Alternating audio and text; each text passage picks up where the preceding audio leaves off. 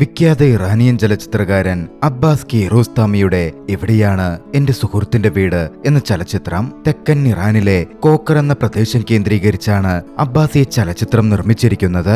ചിന്തിപ്പിക്കുന്ന international ഫെസ്റ്റിവലുകളിലും പിന്നീട് ഇങ്ങോട്ടേക്ക് ഒരുപാട് വേദികളിലും ചർച്ചയായി മാറിയ ചലച്ചിത്രം നമുക്ക് ഏറെ രസകരമായ ആ ഒരു ചലച്ചിത്രത്തിന്റെ കഥ കേട്ടു നോക്കിയാലോ? ഇറാനിലെ ഗ്രാമത്തിലൊരു സ്കൂളിൽ അന്ന് പഠന ക്ലാസുകൾ ആരംഭിക്കുകയായിരുന്നു. LP സ്കൂളാണ്. കുട്ടികൾ ഓരോരുത്തരും ബഹളം കൂട്ടിക്കൊണ്ടിരിക്കുന്നതിനിടയിലേക്ക് അധ്യാപകൻ കടന്നു വന്നപാടെ അധ്യാപകൻ രോഷത്തിലാണ്. കുട്ടികൾ ബഹളമുണ്ടാക്കുന്നതിനെയൊക്കെ ശകാരിച്ച് അധ്യാപകൻ അവരോട് ഗൃഹപാഠമെടുക്കാൻ ആവശ്യപ്പെട്ടു. കുട്ടികൾ ഹോംവർക്കുകൾ പുറത്തെടുത്തു വെച്ചു. ഇതിനിടയിൽ ഒരു കുട്ടി മറ്റൊരു വിദ്യാർത്ഥി വന്നിട്ടില്ലെന്നൊക്കെ പറയുന്നുണ്ടെങ്കിലും അധ്യാപകൻ ഞാൻ പറഞ്ഞിട്ടില്ലേ മിണ്ടിപ്പോവരുത് എന്ന് പറഞ്ഞ അയാളെ ശകാരിക്കുകയായിരുന്നു ചെയ്തത്.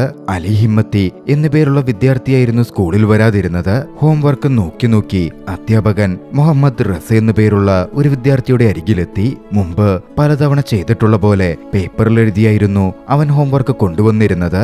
ഇതിനു മുമ്പ് 3 തവണ അവനോട് പേപ്പറിൽ ഇങ്ങനെ എഴുതിക്കൊണ്ടുവരരുത്, നോട്ട്ബുക്കിൽ തന്നെ ഹോംവർക്ക് എഴുതണം എന്ന് അധ്യാപകൻ എടുത്തു പറഞ്ഞിട്ടുള്ളതായിരുന്നു. പക്ഷേ പല കാരണങ്ങൾ കൊണ്ട് ഇന്നും അവന് പേപ്പറിലാണ് എഴുതിക്കൊണ്ടുവരാൻ സാധിച്ചത്. അധ്യാപകൻ അതിന് അവനെ ഒരുപാട് ശകാരിച്ചു. അധ്യാപകന്റെ ശകാരം ഭയന്ന് തന്നെ അവൻ കരയാനും ആരംഭിച്ചിരുന്നു.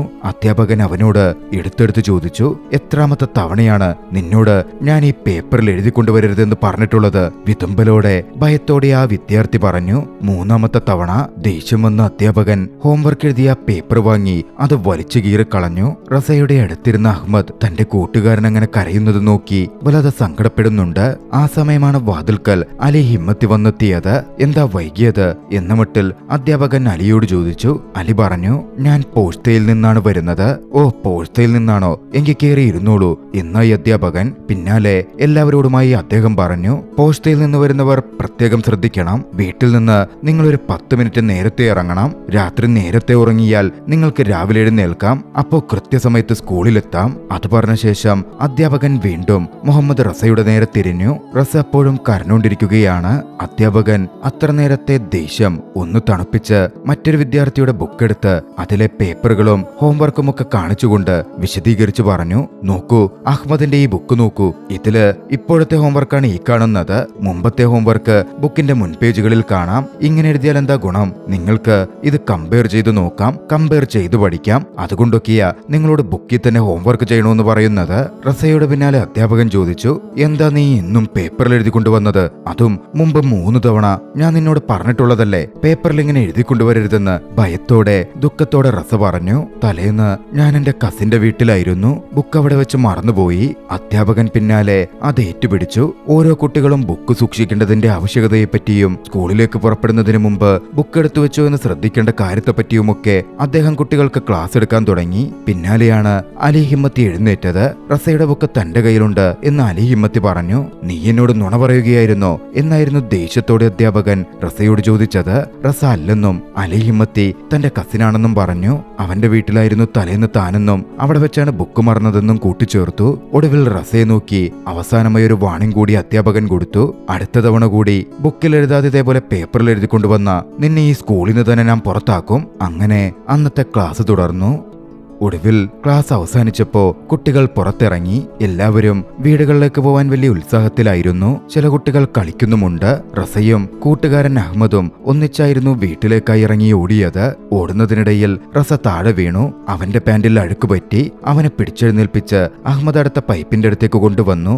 അവന്റെ പാന്റിലെ ചെളി കഴുകിക്കളയാൻ അവനെ സഹായിച്ചു. പക്ഷേ ഇതിനിടയിൽ ഒരു അബദ്ധം പറ്റി. റസയുടെ കോപ്പി ബുക്ക് അഹ്മദിന്റെ കയ്യിലകപ്പെട്ടു. എന്തായാലും റസയുടെ പാന്റിലെ അഴുക്കൊക്കെ കഴുകിക്കളഞ്ഞ് ഇരുവരും അവരവരുടെ വീടുകളിലേക്ക് പോയി. അഹ്മദ് തന്റെ വീട്ടിലെത്തി. അഹ്മദിന് വീട്ടിൽ ഉമ്മയും സഹോദരനും മുത്തശ്ശിയുമുണ്ട്. വാപ്പയും മുത്തശ്ശനും പുറത്ത് ജോലിക്ക് പോയിരിക്കുകയാണ്. ഏറ്റവും ഇളയ സഹോദരനാകട്ടെ ചെറിയ കുട്ടിയാണ്. വീട്ടിലെ ജോലി തിരക്കിനിടയിൽ ആ കുട്ടിയെ നോക്കൽ ഉമ്മയ്ക്കൊരു അധിക ഭാരമായിരുന്നു. പലപ്പോഴും അഹ്മദ് ഉമ്മയെ സഹായിക്കാറുണ്ട്. ഉമ്മ ഓരോ ജോലികൾ അഹ്മദിനെ ഏൽപ്പിക്കുകയും ചെയ്യും. ചൂടുവെള്ളം എടുത്തിട്ട് വാ, അത് ചെയ്യ്, ഇത് ചെയ്യ് എന്ന ഉമ്മയുടെ നിർദ്ദേശങ്ങൾ അഹ്മദ് തള്ളിക്കളയാറില്ല. അഹ്മദ് വീട്ടിലേക്ക് എത്തിയതിന് പിന്നാലെ കൂട്ടുകാർ കളിക്കാൻ പോവാൻ വിളിച്ചു. അഹ്മദിനും പോകണമെന്നുണ്ടായിരുന്നു. പക്ഷെ അപ്പോഴാണ് ഉമ്മ ഒരു ജോലി ഏൽപ്പിച്ചത്. അതിനായി അവൻ മുകളിലെ നിലയിലേക്ക് കയറി ചെന്നു. അവിടെ എത്തുമ്പോ സഹോദരൻ ഹോംവർക്ക് ചെയ്യുകയാണ്. കളിക്കാൻ വരുന്നുണ്ട് എന്ന് ചോദിച്ചപ്പോ 3 വരി കൂടിയേ എഴുതാനുള്ളൂ, അത് കഴിഞ്ഞു പോകാം എന്ന് സഹോദരൻ പറഞ്ഞു. അഹ്മദ് ചൂടുവെള്ളമെടുത്ത് അതിൽ പഞ്ചാരക്കട്ടയുമിട്ട് ഉമ്മ പറഞ്ഞ പോലെ ഉമ്മയുടെ കയ്യിൽ ഏൽപ്പിച്ചു. പിന്നാലെ ആ കുറഞ്ഞ സമയം കൊണ്ട് തന്റെ ഗ്രഹപാഠം എഴുതി തീർത്തേക്കാം എന്ന് കരുതി അവൻ ഹോംവർക്ക് ചെയ്യാനിരുന്നു. ഉമ്മയാകട്ടെ ഇളയ കുട്ടിയെ കിടത്തിയ ശേഷം തുണി കഴുകാനിരുന്നിരുന്നു. അഹ്മദ് ബാഗ് തുറന്ന് ബുക്കുകൾ എടുത്തപ്പോഴാണ് ഞെട്ടിക്കുന്ന ആ കാര്യം കണ്ടത്. റസയുടെ കോപ്പി ബുക്കും തന്റെ കയ്യിൽ പെട്ടിരിക്കുന്നു. ഒരേപോലുള്ള ബുക്കുകളായതുകൊണ്ട് അബദ്ധത്തിൽ കയ്യിൽ പെട്ടുപോയതാണ്. അഹ്മദിന്റെ ചങ്കിടിച്ചു. രാവിലെ അധ്യാപകൻ റസയെ ഒരുപാട് വഴക്ക് പറഞ്ഞതാണ്. റസ കോപ്പി ബുക്കിൽ കൃത്യമായി ഹോംവർക്ക് ചെയ്തില്ലെങ്കിൽ നാളെ ഒരുപക്ഷെ സ്കൂളിൽ നിന്ന് അധ്യാപകൻ പുറത്താക്കും. താൻ ചെയ്ത അബദ്ധം കാരണം പാവം റസ സ്കൂളിൽ നിന്ന് പുറത്താകും. അഹ്മദിന്റെ ഹൃദയമിടിപ്പ് കൂടി. വല്ലാത്തൊരു അസ്വസ്ഥത അവനെ വന്നു പുതച്ചു. ഉമ്മയ്ക്കടുക്കൽ പറഞ്ഞ് പോസ്റ്റയിലേക്ക് പോവാനും ബുക്ക് റസക്ക് കൊടുക്കാനും അവൻ തീരുമാനിച്ചു. പക്ഷെ അവൻ പറയുന്നത് മുഴുവൻ കേൾക്കാൻ പോലും അവന്റെ ഉമ്മ കൂട്ടാക്കുന്നുണ്ടായിരുന്നില്ല. അവൻ കളിക്കാൻ പോവാൻ ഓരോന്ന് പറയുന്നതായി ചിന്തിച്ച അവർ അവനോട് ഹോംവർക്ക് ചെയ്യാൻ വേണ്ടി വഴക്ക് പറഞ്ഞു. ഹോംവർക്ക് താൻ ചെയ്തോളാമെന്നും റസയുടെ ബുക്ക് തിരികെ കൊടുക്കേണ്ടതുണ്ട് എന്നൊക്കെ അവൻ പറയാൻ ശ്രമിച്ചെങ്കിലും അതൊന്ന് കേൾക്കാൻ പോലും അവർ കൂട്ടാക്കിയില്ല. താൻ പറയുന്നതനുസരിച്ചാൽ മതിയെന്നും നീ ഇപ്പോൾ ഗ്രഹപാഠം ചെയ്താൽ മതി എന്നുമായിരുന്നു അവർ പറഞ്ഞുകൊണ്ടിരുന്നത്. ഇതിനിടയിൽ അഹ്മദിന്റെ മൂത്ത സഹോദരൻ ഹോംവർക്ക് തീർത്ത് കളിക്കാൻ പോവാൻ വേണ്ടി വന്നു. ഉമ്മ അവനെ കളിക്കാൻ പോവാൻ പറഞ്ഞയച്ചു. അഹ്മദിനോട് ഹോംവർക്ക് ചെയ്തിട്ട് പോയാൽ മതിയെന്നും പറഞ്ഞു. ഇതിനിടയിൽ ഇളയ കുട്ടിയുടെ തൊട്ടിലാട്ടാനും മറ്റും അഹ്മദിനെ പലപ്പോഴും ഉമ്മ ഏൽപ്പിക്കുന്നുമുണ്ടായിരുന്നു. അഹ്മദാണെങ്കിൽ വല്ലാത്ത വീർപ്പുമുട്ടലിലാണ്. എന്തു ചെയ്യും? റസയുടെ ബുക്ക് തിരിച്ചു കൊടുത്തേ പറ്റൂ. സ്കൂളിൽ നിന്ന് അവനെ പുറത്താക്കിയാലോ? അഹ്മദിന്റെ ഉള്ളിൽ വല്ലാത്ത ഭയമുണ്ട്. നിഷ്കളങ്കമായ ആ ഭയം കൊണ്ട് അവൻ നീറിക്കൊണ്ടിരിക്കുകയാണ്. ഒടുവിൽ ഒരു ഘട്ടത്തിൽ ഉമ്മയ്ക്കടുത്തെത്തി വേദനയോടെ തന്റെ നിസ്സഹായാവസ്ഥ അവൻ വെളിപ്പെടുത്തി. 2 ബുക്കും കാണിച്ചു. താൻ പറയുന്നത് കള്ളമല്ലെന്നും സത്യമാണെന്നും പോസ്റ്റയിൽ പോയി ബുക്ക് റസയ്ക്ക് കൊടുക്കണം എന്നും അവൻ പറഞ്ഞു. പക്ഷേ പോസ്റ്റേ ദൂരെയാണെന്നും ബുക്ക് നാളെ കൊടുത്താൽ മതി എന്നുമായിരുന്നു അവന്റെ ഉമ്മ പറഞ്ഞത്. പക്ഷേ നാളെ അത് കൊടുത്താലുണ്ടാവുന്ന ബുദ്ധിമുട്ടിനെ പറ്റിയുമൊക്കെ അഹ്മദ് പറയാൻ ശ്രമിച്ചെങ്കിലും അവന്റെ ഉമ്മ അത് ചെവികൊള്ളുന്നേ ഉണ്ടായിരുന്നില്ല. തന്നെ അഹ്മദ് ബുദ്ധിമുട്ടിക്കുകയാണ് എന്ന ഭാവമായിരുന്നു ഉമ്മയുടേത്. അവനെ വഴക്ക് പറഞ്ഞ് ഹോംവർക്ക് ചെയ്യാൻ പറഞ്ഞ് അവരിരുത്തി. പിന്നീട് കുറച്ചു കഴിഞ്ഞപ്പോ അഹ്മദിനോട് പോയി റൊട്ടി വാങ്ങിക്കൊണ്ടുവരാൻ അവർ പറഞ്ഞു. വീട്ടിൽ നിന്ന് പുറത്തിറങ്ങാൻ കിട്ടിയ അവസരം അഹ്മദ് ഒട്ടും മടിച്ചില്ല. റസയുടെ ബുക്കെടുത്ത് വേഗം വീട്ടിൽ നിന്ന് പുറത്തിറങ്ങി. റൊട്ടി വാങ്ങാൻ പോകുന്ന ആ തക്കത്തിന് പോസ്റ്റയിൽ പോയി ബുക്ക് അവന് കൊടുത്തുകൊണ്ട് തിരികെ വരാം എന്നായിരുന്നു അഹ്മദ് ചിന്തിച്ചത്. നേരെ മാർക്കറ്റ് വഴി അവൻ പോസ്റ്റയിലേക്ക് കൂടി. അവനങ്ങനെ പോകുമ്പോ അവന്റെ മുത്തശ്ശൻ കവലയിലിരിക്കുന്നുണ്ട്. അവൻ പോകുന്നത് അദ്ദേഹം കാണുകയും ചെയ്തിരുന്നു. അഹ്മദിന് ഈ പോസ്റ്റയിൽ എന്താ കാര്യം എന്ന് അദ്ദേഹം അവിടെ ഇരുന്ന് പിറുപിറുക്കുന്നുമുണ്ട്. അഹ്മദും മുത്തശ്ശനെ കണ്ടെങ്കിലും ഒരു നോട്ടം പാസാക്കി വേഗത്തിൽ പോസ്റ്റയിലേക്ക് ഓടി. മല കയറിയിറങ്ങി കാട്ടുപാതയിലൂടെ മുമ്പോട്ടേക്ക് പോയി വേണം പോസ്റ്റയിലെത്താൻ. ഓടിയോടി അവൻ പോസ്റ്റയുടെ ഭാഗത്തേക്കെത്തി. വേഗത്തിൽ പോസ്റ്റയിലെത്തി റസയുടെ ബുക്ക് കൊടുത്ത് തിരികെ വരാം എന്നേ അഹ്മദ് ചിന്തിച്ചിരുന്നുള്ളൂ. പക്ഷെ പ്രധാന പ്രശ്നം ആരംഭിച്ചത് അപ്പോഴാണ്. റസയുടെ വീടെവിടെയാണ് എന്നവൻ അറിയില്ല. ആകെ അറിയുന്നത് അവൻ പോസ്റ്റയിൽ നിന്ന് വരുന്നു എന്ന് മാത്രമാണ്. പോസ്റ്റേ മലമുകളിലുള്ള ഒരു ഗ്രാമമാണ്. കയറ്റിറക്കങ്ങളിലായി പലയിടത്താണ് വീടുകളുള്ളത്. അവൻ റസയുടെ വീടന്വേഷിക്കാൻ ആരംഭിച്ചു. അതുവഴി പുല്ലുമേന്തിപ്പോയൊരു വ്യക്തിയോട് അവൻ ചോദിച്ചു, മുഹമ്മദ് റസയുടെ വീടറിയാമോ? അവൻ എന്റെ കൂടെ പഠിക്കുന്നതാണ്. എനിക്കവന്റെ കോപ്പി ബുക്ക് തിരിച്ചു കൊടുക്കണം. വൃദ്ധനായ പുല്ലേന്തി വന്ന മനുഷ്യൻ ആകെ അവശതയിലായിരുന്നു. അദ്ദേഹം തനിക്കറിയില്ലെന്ന് പറഞ്ഞ് അവനൊരു വഴിയിലേക്ക് പറഞ്ഞു വിട്ടു. മുമ്പോട്ടേക്ക് അഹ്മദ് നടന്നുപോയിക്കൊണ്ടിരുന്നു. അപ്പോഴാണ് മുകൾ നിലയിൽ നിന്ന് ഒരു സ്ത്രീ വിളിക്കുന്നത്. അവരുടെ കയ്യിലെ ഒരു വസ്ത്രം താഴേക്ക് വീണിരുന്നു. അതെടുത്ത് മുകളിലേക്കൊന്ന് ഇട്ടുകൊടുക്കാൻ അഹ്മദിനോട് അവർ ആവശ്യപ്പെട്ടു. അഹ്മദ് ആദ്യമൊക്കെ ശ്രമിച്ചെങ്കിലും ആ വസ്ത്രം എറിഞ്ഞു കൊടുക്കാനുള്ള ആവത് അവനുണ്ടായിരുന്നില്ല. അതോടെ അടുത്ത് നിന്ന മറ്റൊരു വീട്ടിലെ സ്ത്രീ അത് തന്റെ കയ്യിൽ തന്നേക്കൂ, താൻ കൊടുത്തേക്കാമെന്ന് പറഞ്ഞു. അഹ്മദും അത്തരത്തിൽ ചെയ്തു. പിന്നാലെ ആ സ്ത്രീയോട് അഹ്മദ് റസയുടെ വീടന്വേഷിച്ചു. അവിടെ അത്തരത്തിൽ പേരുള്ള കുറെ ആളുകൾ ഉണ്ടെന്നും കൃത്യമായി ഏത് പ്രദേശത്ത് അവന്റെ വീട് എന്നും ആ സ്ത്രീ ചോദിച്ചു. പോസ്റ്റയിൽ നിന്നാണെന്നേ തനിക്കറിയൂ എന്നായിരുന്നു അഹ്മദിന്റെ മറുപടി. പോസ്റ്റയിൽ തന്നെ നിരവധി പ്രദേശങ്ങളുണ്ട്. മസേവർ, ഖനേവർ, കശേവർ, അസീമർ, ഇതിൽ എവിടെയാണ് അവൻ താമസിക്കുന്നത്? അഹ്മദിന് അത് അറിവുണ്ടായിരുന്നില്ല. അവനിപ്പോഴുള്ളത് മസേവറിലാണെന്ന് ആ സ്ത്രീ പറഞ്ഞു. അപ്പോഴാണ് അങ്ങോട്ടേക്ക് അവന്റെ ക്ലാസ്സിൽ ഒരു വിദ്യാർത്ഥി എത്തിച്ചേർന്നത്. അവനെ കണ്ടതും അഹ്മദിന് ആശ്വാസം തോന്നി. മോർട്ടേസയുടെ അടുത്ത് റസയുടെ വീടെവിടെയാണ്? അവന്റെ വാപ്പ നെമത്സാദയുടെ വീടെവിടെയാണ് എന്ന് അഹ്മദ് ചോദിച്ചു. അത് താഴെയാണെന്നാ തോന്നുന്നേ എന്നായിരുന്നു അവന്റെ മറുപടി. എന്താ കാര്യമെന്ന് ചോദിച്ചപ്പോ അവന്റെ ബുക്ക് എന്റെ കയ്യിലാണെന്നും അത് തിരികെ കൊടുക്കാനാണെന്നും അഹ്മദ് അവനോട് സൂചിപ്പിച്ചു. റസയുടെ വീട് കൃത്യമായിട്ട് എവിടെയാണെന്ന് തനിക്കറിയില്ലെന്നും പക്ഷെ അവന്റെ കസിൻ അലി ഹെമാത്തി എവിടെയാ താമസിക്കുന്നതെന്ന് തനിക്കറിയാം എന്നും മോർസേട്ട പറഞ്ഞു. എങ്കി വാ, നമുക്ക് ആ കസിനെ കണ്ട് അവൻ എവിടെയാ താമസിക്കുന്നതെന്ന് ചോദിച്ച് ബുക്ക് കൊടുത്തിട്ട് വരാം എന്ന് അഹമ്മദ് പറഞ്ഞെങ്കിലും തനിക്ക് പാല് കൊടുക്കാൻ പോവാനുണ്ടെന്നും അതുകൊണ്ട് കൂടെ വരാൻ പറ്റില്ല എന്നുമായിരുന്നു ആ പയ്യന്റെ മറുപടി. എങ്കിൽ ഞാൻ പൊക്കോളാ, നീ പറഞ്ഞതാ എന്ന് അഹമ്മദ് പറഞ്ഞപ്പോ അറിയാവുന്ന വഴി ആ പയ്യൻ പറഞ്ഞു കൊടുത്തു. അവന്റെ വീട് ഖനേവറിലാണ്. കുത്തനെ ഇറക്കത്തിലുള്ള തെരുവിന്റെ അവസാനം ഒരു പടിക്കെട്ടുണ്ട്. അത് അവസാനിക്കുന്നത് നീലവാതിലുള്ള ഒരു വീടിന്റെ മുന്നില്. വീടിന്റെ അടുത്ത് ഒരു പാലവുമുണ്ട്. പ്രദേശത്തിന്റെ പേരെന്താ നീ പറഞ്ഞേ? ഖനേവർ. അത് കേട്ടതും അഹമ്മദ് വേഗം അങ്ങോട്ടേക്ക് പുറപ്പെട്ടു. മുമ്പിലേക്ക് നടന്ന് ഒടുവിൽ ഒരു ഡെഡ് എൻഡ് പോലൊരിടത്ത് അവൻ എത്തിച്ചേർന്നു. നോക്കുമ്പോ ഇടുങ്ങിയ രീതിയിൽ വഴി മുമ്പോട്ട് പോകുന്നുണ്ട്. അവൻ അങ്ങോട്ടേക്ക് നടന്നപ്പോ വൃദ്ധനായ ഒരു മനുഷ്യനെ കണ്ടു. ഖനേവറിലേക്കുള്ള വഴി എങ്ങനെയാ എന്ന് അദ്ദേഹത്തോട് ചോദിച്ചപ്പോ നേരെ പോയാൽ മതിയെന്നായിരുന്നു അദ്ദേഹത്തിന്റെ മറുപടി. പിന്നാലെ മുഹമ്മദ് റസയുടെ വീട് കൂടി അവൻ ചോദിച്ചു. അറിയില്ലെന്ന് അയാൾ മറുപടി പറഞ്ഞു. അവൻ വീണ്ടും മുമ്പോട്ട് പോകുമ്പോ ഒരു വീടിന്റെ അകത്ത് റസയുടേതുപോലുള്ള ഒരു പാന്റ് ഉണക്കാനിട്ടിരിക്കുന്നത് അവൻ കണ്ടു. അതായിരിക്കും റസയുടെ വീടെന്ന് ചിന്തിച്ച് അവൻ അകത്തേക്ക് കയറി. പക്ഷെ അവിടെ എങ്ങും ആരെയും കാണുന്നുണ്ടായിരുന്നില്ല. അവൻ മുഹമ്മദ് റസയെന്ന് വീണ്ടും വീണ്ടും വിളിച്ചു. ആരും തിരിഞ്ഞു പോലും നോക്കുന്നില്ല. അവൻ ആ പാന്റിലൊക്കെ ഒന്ന് തൊട്ടു നോക്കി. അതലക്കി ഉണക്കാനിട്ടതാണ്. റസയുടെ പാന്റ് നേരത്തെ വീണ് അഴുക്കായിരുന്നല്ലോ. ഒരുപക്ഷെ അതലക്കി ഉണക്കാനിട്ടതാണെങ്കിലോ? അത് ചിന്തിച്ചാണ് അവൻ അവിടെ തുടർന്നത്. ആരുടെയും അനക്കമില്ലാതായപ്പോ അവൻ അടുത്ത വീടിന്റെ വാതിലിൽ മുട്ടി. വൃത്തിയായ ഒരു സ്ത്രീ വാതിൽ തുറന്നു. ആ വീട് ആരുടെയാ? അവിടെ ആരുമില്ലേ എന്നൊക്കെ അവൻ ചോദിച്ചു. അവിടെ ഉണക്കാനിട്ടിരിക്കുന്ന പാന്റ് ആരുടെയാ എന്നായിരുന്നു ആ കുട്ടിയുടെ അടുത്ത ചോദ്യം. ആ വൃദ്ധ തനിക്കതറിയില്ലെന്ന് പറഞ്ഞു. ഒന്ന് വന്ന് നോക്കാമോ, എന്നിട്ട് പറഞ്ഞു തരാമോ എന്നവൻ ചോദിച്ചപ്പോ ആദ്യം ആ വൃദ്ധ തനിക്ക് വയ്യെന്ന് പറഞ്ഞൊഴിഞ്ഞെങ്കിലും അഹമ്മദ് നിർബന്ധിച്ചപ്പോ പതിയാണെങ്കിലും ആ വൃദ്ധ പുറത്തേക്ക് വന്നു. അവരങ്ങോട്ടേക്ക് എത്തുമ്പോഴേക്കും മറ്റൊരു സ്ത്രീ വന്ന് ആ പാന്റൊക്കെ എടുക്കുന്നുണ്ടായിരുന്നു. അത് കണ്ടതും അഹമ്മദോടി അവരുടെ അടുത്തെത്തി. മുഹമ്മദ് റസ ഇവിടെയുണ്ടോ എന്ന് അവരോട് ചോദിച്ചു. അതാരാണെന്നായിരുന്നു അവരുടെ മറുചോദ്യം. ഇതവന്റെ വീടല്ലേ? അല്ല. ഈ പാന്റ് അവന്റെയല്ലേ? അല്ലെന്നേ, ഇതെന്റെ കൊച്ചുമകന്റെയാ. ഇതിപ്പോ ഖനേവർ അല്ലേ? അതെ, ഇത് ഖനേവറാണ്. അതും പറഞ്ഞ് മറ്റൊന്നും സംസാരിക്കാൻ നിൽക്കാതെ ആ സ്ത്രീ ആ വീട്ടിൽ കയറി വാതിലടച്ചു. അതല്ല റസയുടെ വീടെന്നറിഞ്ഞതും അഹമ്മദ് വീണ്ടും മുമ്പിലേക്ക് നടന്നു. അങ്ങനെ പോയി റസയുടെ കസിനായ അലിയുടെ വീട്ടിലേക്ക് അഹമ്മദ് എത്തിച്ചേർന്നു. നീലവാതിൽ കണ്ട് അവൻ അങ്ങോട്ടേക്ക് കയറി ചെന്ന് മുട്ടി. അവിടെ കുറച്ച് മാറി കുറച്ച് സ്ത്രീകൾ വെള്ളം നിറയ്ക്കുന്നുണ്ടായിരുന്നു. ആ സ്ത്രീകളിൽ ഒരാൾ അവൻ ആരെ കാണാനാ വന്നിരിക്കുന്നതെന്ന് വിളിച്ചു ചോദിച്ചു. മുഹമ്മദ് റസയെ അന്വേഷിച്ചു വന്നതാണ് എന്ന് പറഞ്ഞപ്പോ അവൻ അവിടെ ഇല്ലെന്നായിരുന്നു അവരുടെ മറുപടി. ഇവിടെ അടുത്തെവിടെയോ ആണ് അവന്റെ വീടെന്ന് പറഞ്ഞു എന്ന് പറഞ്ഞപ്പോൾ അത് അലി ഹെമാത്തിയുടെ വീടാണെന്നായിരുന്നു അവർ പറഞ്ഞത്. നല്ലത്, അലി ഹെമാത്തിയെ കണ്ടാലും മതി എന്നായി അഹമ്മദിന്റെ മറുപടി. ഉടൻ ആ സ്ത്രീ പറഞ്ഞു, അവൻ ദാ കുറച്ചു മുമ്പ് കോക്കറിലേക്ക് പോയതേയുള്ളൂ. അവന്റെ വാപ്പയുടെ കൂടെയാ പോയത്. ഞാൻ കോക്കറിൽ നിന്നാ വന്നത്. എങ്കിയൊരു പക്ഷേ നീ അവരെ കണ്ടിട്ടുണ്ടാകും. അഹമ്മദ് അവിടെ നിന്ന് നോക്കുമ്പോ ദൂരെ രണ്ടുപേർ കോക്കറിലേക്ക് പോകുന്നത് അവൻ കണ്ടു. അലി ഹെമാത്തി എന്നുറക്കെ വിളിച്ച് അവൻ അങ്ങോട്ടേക്കൂടി. അങ്ങോട്ടേക്ക് വന്ന മുഴുവൻ വഴിയും തിരികെയോടി അവനൊടുവിൽ കോക്കറിലെത്തിച്ചേർന്നു. അപ്പോഴേക്കും അഹമ്മദ് അത്യാവശ്യം അവശതയിലായിട്ടുണ്ടായിരുന്നു. പക്ഷേ പോസ്റ്റയിൽ നിന്നും കോക്കറിലേക്ക് ഓടി വന്ന അവനെ കവലയിലിരിക്കുന്നുണ്ടായിരുന്ന അവന്റെ മുത്തച്ഛൻ കൈയോടെ പിടികൂടി. അവനെവിടെ പോയതെന്ന് ചോദിച്ചപ്പോ താൻ റൊട്ടി വാങ്ങാൻ പോകുന്നു എന്നായിരുന്നു അഹമ്മദിന്റെ മറുപടി. നിന്നോട് ഞാൻ ചോദിച്ചതിന് കളവല്ല, സത്യം പറ എന്നായിരുന്നു മുത്തച്ഛൻ പറഞ്ഞത്. പിന്നാലെ താൻ പോസ്റ്റയിൽ പോയതാണെന്നും ബുക്ക് കൊടുക്കാൻ പോയതാണെന്നുള്ള കാര്യവുമൊക്കെ അഹമ്മദ് വിശദീകരിച്ചു. തനിക്ക് റൊട്ടി വാങ്ങാൻ പോകണമെന്നും അവൻ കൂട്ടിച്ചേർത്തു. പക്ഷേ നീ പോയി എന്റെ സിഗരറ്റ് എടുത്തിട്ട് വാ എന്നായിരുന്നു മുത്തശ്ശൻ പറഞ്ഞത്. റൊട്ടി വാങ്ങാൻ പോകണമെന്ന് പറഞ്ഞപ്പോ ഇത് കഴിഞ്ഞാ മതി എന്ന മട്ടിൽ മുത്തശ്ശൻ വാശി പിടിച്ചു.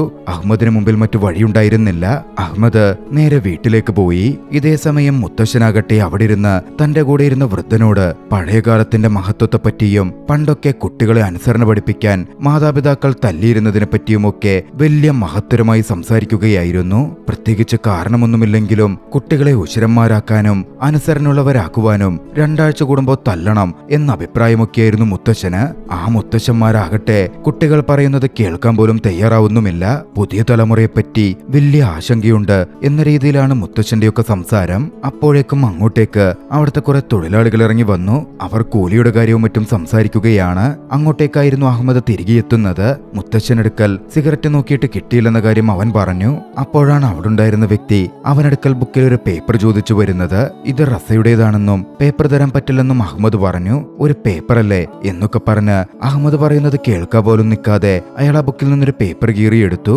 അഹമ്മദ് ആണെങ്കിൽ വല്ലായ്മയിലാണ്. ഇനി പേപ്പർ കീറിയതിന്റെ പേരിൽ അധ്യാപകൻ റസയെ ശിക്ഷിക്കുമോ എന്നൊക്കെയാണ് ആ പാവം കുട്ടിയുടെ ഉള്ളിൽ. പേപ്പർ കീറിയെടുത്ത മനുഷ്യൻ ബുക്ക് തിരികെ കൊടുക്കാൻ പോയെങ്കിലും നിക്ക്, എനിക്ക് വെച്ചെഴുതാൻ ഇത് വേണം എന്ന് പറഞ്ഞ ആ ബുക്ക് എടുത്ത് അതിനു മുകളിൽ പേപ്പറും വെച്ച് എഴുതാൻ ആരംഭിച്ചു. അഹമ്മദ് ആണെങ്കിൽ എത്രയും വേഗം ബുക്ക് റസയ്ക്ക് കൊടുക്കണം എന്ന് ചിന്തിച്ചങ്ങനെ നിൽക്കുകയാണ്.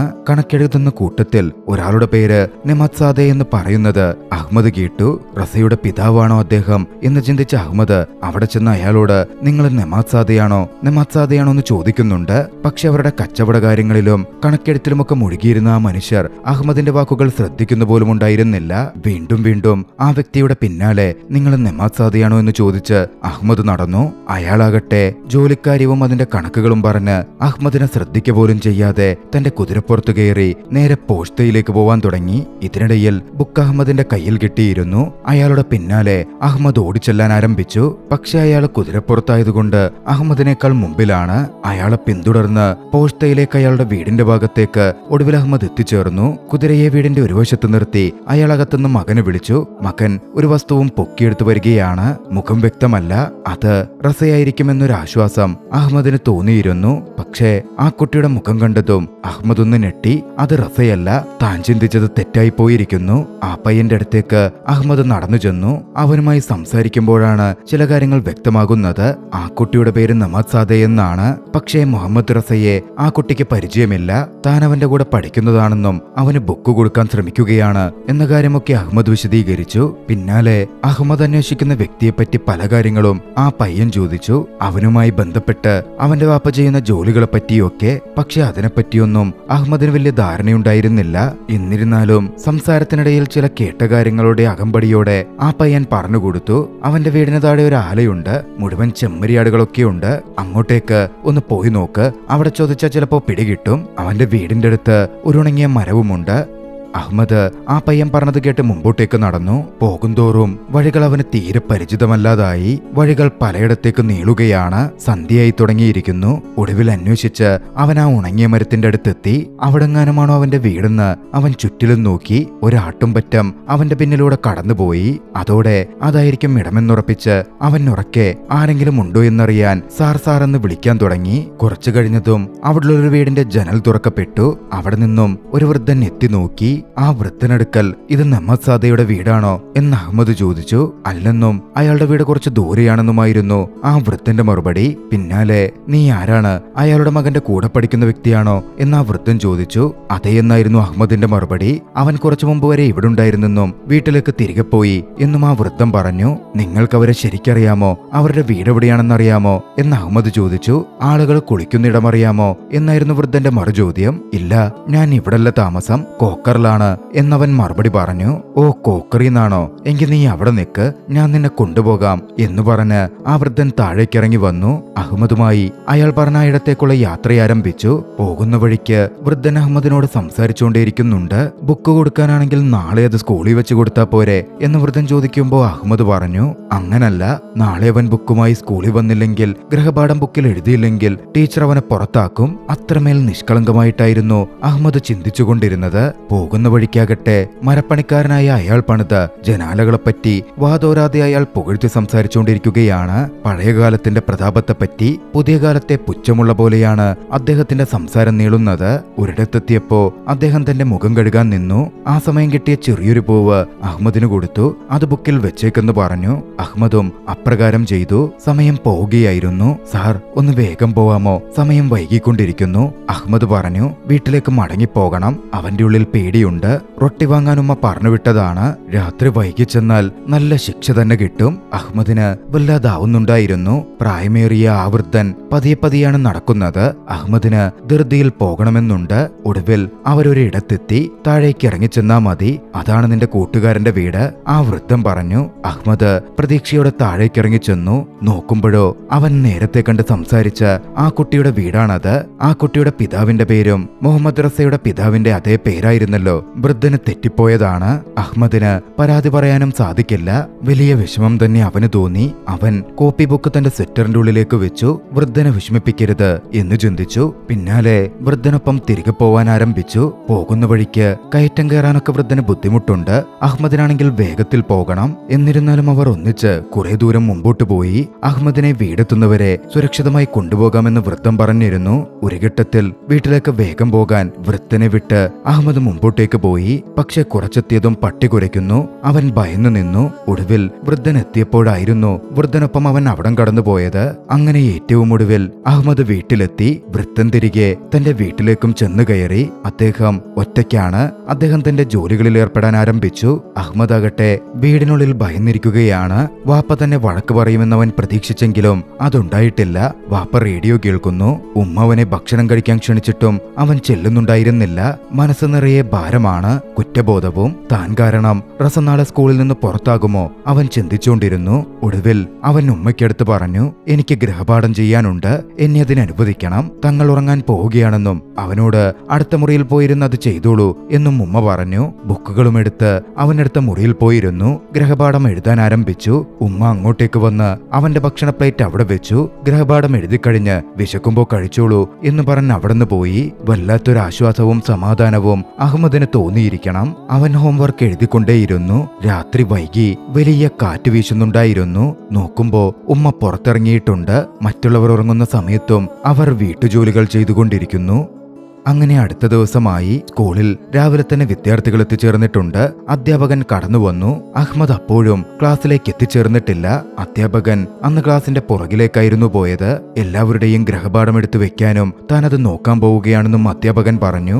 ഓരോരുത്തരുടെയായി അദ്ദേഹം ചെക്ക് ചെയ്യാൻ ആരംഭിച്ചു. കൂട്ടത്തിൽ രണ്ടാമത്തെ ബെഞ്ചിൽ റസയിരിക്കുന്നുണ്ട്. പേപ്പറിലാണ് അവൻ ഗൃഹപാഠം എഴുതിക്കൊണ്ടുവന്നിരിക്കുന്നത്. വല്ലാത്തൊരു ഭയം അവന്റെ മുഖത്ത് പ്രകടമായിരുന്നു. ഇന്ന് അധ്യാപകൻ തന്നെ ക്ലാസ്സിൽ നിന്ന് പുറത്താക്കും അവൻ ഉറപ്പിച്ചു. അധ്യാപകൻ ഹോംവർക്ക് നോക്കി നോക്കി റസയുടെ അടുത്തേക്ക് എത്തിച്ചേരാറായിരുന്നു. അപ്പോഴാണ് അഹ്മദ് അങ്ങോട്ടേക്ക് എത്തുന്നത്. അവൻ കൈ ഉയർത്തി അകത്തേക്ക് കയറിക്കോട്ടെ എന്ന് ചോദിച്ചു. നീ പോസ്റ്റയിൽ നിന്നാണോ വരുന്നത് എന്നായിരുന്നു അധ്യാപകന്റെ ചോദ്യം. തലേന്ന് മുഴുവൻ പോസ്റ്റയിലായിരുന്നല്ലോ. ആദ്യം അവൻ അതേന്ന് പറഞ്ഞു പോയി. രണ്ടാമതും ചോദിച്ചപ്പോ അല്ലെന്ന് പറഞ്ഞു. അധ്യാപകൻ അവനോട് കയറിയിരിക്കാൻ പറഞ്ഞു. അഹ്മദ് വേഗം റസയുടെ അടുത്ത് ചെന്നിരുന്നു. പിന്നാലെ അവനോട് പറഞ്ഞു, നീ പേടിക്കണ്ട, നിന്റെ ബുക്ക് ഞാൻ കൊണ്ടുവന്നിട്ടുണ്ട്. ഹോംവർക്കും ഞാൻ അതിൽ എഴുതിയിട്ടുണ്ട്. പിന്നാലെ 2 ബുക്കുമെടുത്ത് അവൻ മേശമേലേക്ക് വെച്ചു. അധ്യാപകൻ അവരുടെ അടുത്തെത്തി കഴിഞ്ഞിരുന്നു. അധ്യാപകൻ ബുക്ക് നോക്കാൻ എടുത്തു. പക്ഷെ ആദ്യം അധ്യാപകൻ എടുത്തത് അഹ്മദിന്റേതെന്ന് കരുതി റസയുടെ ബുക്കായിരുന്നു. അധ്യാപകൻ തന്നെ അത് മാറ്റിവെച്ച് അഹ്മദിന്റെ ബുക്ക് എടുത്തു. തിരക്കിൽ ഹോംവർക്ക് നോക്കുന്ന അദ്ദേഹത്തിന് ആ 2 ബുക്കും എങ്ങനെ മാറിയിരുന്നു എന്ന് നോക്കാനോ ചിന്തിക്കാനോ സമയം കിട്ടിയിരിക്കില്ല. അദ്ദേഹം ഹോംവർക്ക് നോക്കി. മികച്ച രീതിയിൽ അത് എഴുതിയിരിക്കുന്നു. റസയുടെയും ബുക്ക് വാങ്ങി അതിലെ ഹോംവർക്കും അദ്ദേഹം നോക്കിക്കണ്ടു. അതും മികച്ച രീതിയിൽ പൂർത്തിയാക്കപ്പെട്ടിട്ടുണ്ട്. അദ്ദേഹം അത് നോക്കി വരയിടുമ്പോൾ റസയുടെ പുസ്തകത്തിൽ ആ ഒരു പൂവിരിക്കുന്നുണ്ടായിരുന്നു. തലേന്ന് പോസ്റ്റയിൽ വെച്ച ആ വൃദ്ധൻ അഹ്മദിന് സമ്മാനിച്ച പൂവ്. ആശ്വാസത്തോടെ റസ അവിടെയിരുന്നു. അധ്യാപകനിൽ നിന്നൊന്ന് ചീത്ത കേട്ടതേയില്ല. ആ ദൃശ്യത്തിൽ ചലച്ചിത്രം അവസാനിക്കുന്നു. കുട്ടികളുടെ നിഷ്കളങ്കതയും സമൂഹത്തിന്റെ കുട്ടികളോടുള്ള പെരുമാറ്റ രീതിയും എടുത്തു കാണിച്ച ചലച്ചിത്രം ക്രിട്ടിക്കലായി ഒരുപാട് ചർച്ച ചെയ്യപ്പെട്ടിരുന്നു. 14 വയസ്സിന് മുമ്പ് ഒരാൾ കണ്ടിരിക്കേണ്ട സിനിമകളുടെ കൂട്ടത്തിലാണ് എവിടെയാണ് എന്റെ സുഹൃത്തിന്റെ വീട് നിരൂപകർ ഉൾപ്പെടുത്തിയിട്ടുള്ളത്. 3 തലമുറയെയാണ് അതിവിദഗ്ധമായി സംവിധായകൻ ഈ ചലച്ചിത്രത്തിൽ ഉൾപ്പെടുത്തിയിട്ടുള്ളത്. ഭൂതകാലത്തിന്റെ മഹത്വത്തിൽ വിശ്വസിക്കുന്ന വൃദ്ധരായ ആളുകളാണ് ഒന്നാമത്. അനുസരണയിലും അച്ചടക്കത്തിലും കൈത്തൊഴിലുകളിലെ വൈദഗ്ധ്യത്തിലുമൊക്കെ കർശനമായ രീതികൾ വേണം എന്നാഗ്രഹമുള്ള ആ വൃദ്ധർ പുതുതലമുറയുടെ കാര്യങ്ങളിൽ ആശങ്കാകുലരാണ്. അഹ്മദിന്റെ മുത്തച്ഛൻ കടത്തണ്ണയിലിരുന്ന് പറയുന്നതും വൃദ്ധനായ ആശാരി തന്റെ പഴയ വർക്കുകളെപ്പറ്റി വാതോരാതെ വർണ്ണിക്കുന്നതും എല്ലാം തന്നെ അതിന്റെ സൂചനകളാണ്. രണ്ടാമത്തെ വിഭാഗമാകട്ടെ തങ്ങളുടെ ജീവിതത്തിൽ മുഴുകിപ്പോയ യുവാക്കളും മാതാപിതാക്കളുമായിട്ടുള്ളവരാണ്. ജീവിത പ്രാരാബ്ദങ്ങളുടെ നടുവിലായ കുടുംബസ്ഥരായ അവർ കുട്ടികളുടെ വാക്കുകൾക്ക് പോലും ചെവി കൊടുക്കാൻ പറ്റാത്ത രീതിയിൽ തങ്ങളുടെ തിരക്കേറിയ ജീവിതത്തിലാണ്. അഹ്മദിന്റെ ഉമ്മയും അഹ്മദ് കുതിരപ്പുറത്തേറിപ്പോയ ആ വ്യക്തിയുടെ അടുക്കൽ സംസാരിക്കാൻ ശ്രമിച്ചപ്പോൾ അയാൾ ശ്രദ്ധിക്കാതിരുന്നത് പോലും അതിന്റെ നേരുദാഹരണങ്ങളാണ്. മൂന്നാമത്തെ വിഭാഗം സിനിമയിലെ കുട്ടികളാണ്. പേടിപ്പെടുത്തുന്ന അധ്യാപകരിൽ ഭയന്നു വിറയ്ക്കുന്ന നിഷ്കളങ്കമായി കാര്യങ്ങളെ നോക്കിക്കാണുന്ന പാവം കുട്ടികൾ മുതിർന്നവരുടെ ഇടയിൽപ്പെട്ട് അവരാണ് ഏറ്റവും കൂടുതൽ ബുദ്ധിമുട്ട് അനുഭവിക്കുന്നത്. കുട്ടികൾ എത്ര പറയാൻ ശ്രമിച്ചാലും ആരും അതധികം ഗൗനിക്കുന്നില്ല. അവരുടെ വാക്കുകൾക്ക് വില കൊടുക്കുന്നില്ല. തങ്ങൾ മാത്രമാണെന്ന് ശരിയാണ് മുതിർന്നവർ വെച്ചു പുലർത്തുന്നത്. കൂട്ടത്തിൽ വിദ്യാഭ്യാസ രീതിയെയും ചലച്ചിത്രം ചോദ്യം ചെയ്യുന്നുണ്ട്. അതിമനോഹരമായ മെസ്സേജുകൾ വിളിച്ചു പറയുന്ന അബ്ബാസ് കിയാറോസ്താമിയുടെ എവിടെയാണ് എന്റെ സുഹൃത്തിന്റെ വീട്, where is the friends home എന്ന ഈ 1987 ചലച്ചിത്രം നിങ്ങൾക്കിഷ്ടമായെങ്കിൽ വീഡിയോ ലൈക്ക് ചെയ്യുക. അഭിപ്രായങ്ങളും നിർദ്ദേശങ്ങളും കമന്റുകളിൽ രേഖപ്പെടുത്തുക. കഴിയുമെങ്കിൽ ചാനൽ സബ്സ്ക്രൈബ് ചെയ്തും കൂട്ടുകാർക്ക് ഷെയർ ചെയ്തു കൊടുത്തും ഞങ്ങളെ സപ്പോർട്ട് ചെയ്യുക. അടുത്ത എപ്പിസോഡിൽ മറ്റൊരു മികച്ച ചലച്ചിത്രവുമായി നമുക്ക് കണ്ടുമുട്ടാം. അതുവരെ ബൈ.